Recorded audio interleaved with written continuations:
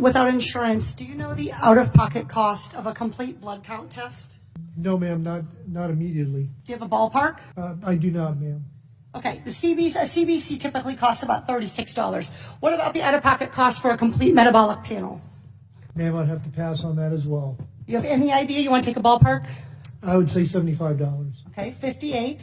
Getting closer. How about flu A? Ma'am, I would take a guess at about maybe 50. 43. This is like the Price is Right. Flu B? I would probably say 44. That's good.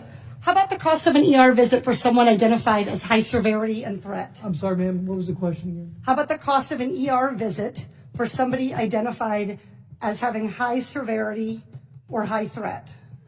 High severity, but ma'am, that's probably about $3,000 to $5,000.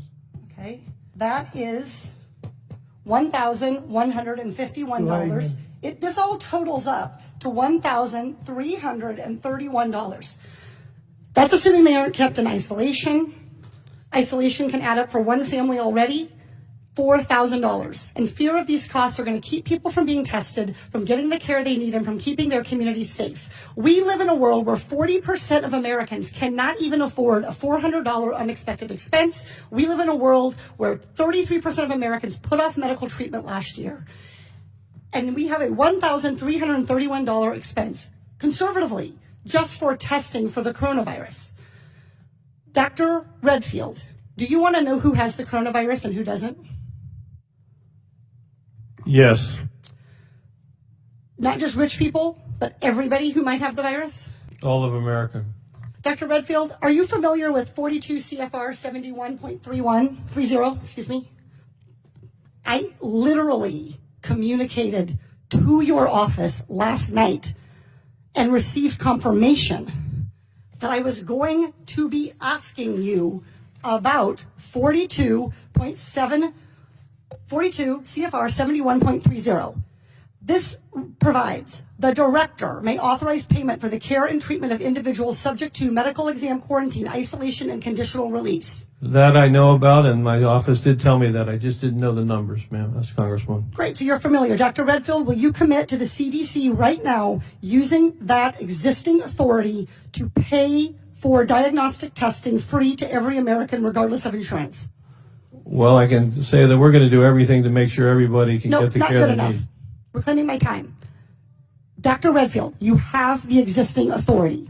Will you commit right now to using the authority that you have vested in you under law that provides in a public health emergency for testing, treatment, exam, isolation without cost? Yes or no?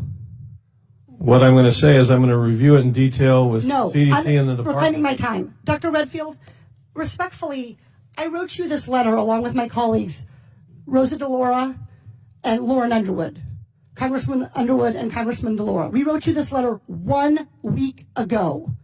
We quoted that existing authority to you, and we laid out this problem. We asked for a response yesterday. The deadline and the time for delay has passed. Will you commit to invoking your existing authority under 42 CFR 71.30 to provide for coronavirus testing for every American regardless of insurance coverage? What I was trying to say is that CDC is working with HHS now to see how we operationalize that. Dr. Redfield, I hope that answer weighs heavily on you, because it is going to weigh very heavily on me and on every American family. Our intent is to make sure every American gets the care and treatment they need at this time of this major epidemic, and I'm currently working with HHS to see how to best operationalize it. Dr. Redfield, you don't need to do any work to operationalize. You need to make a commitment to the American people so they come in to get tested. You can operationalize the payment structure tomorrow. I think you're an excellent questioner, so my answer is yes. Excellent. Everybody in America hear that. You are eligible to go get tested for coronavirus and have that covered regardless of insurance. Please, if you believe you have the illness, follow precautions. Call first. Do everything the CDC and Dr. Fauci, God bless you, for guiding Americans in this time. But do not let a lack of insurance worsen this crisis.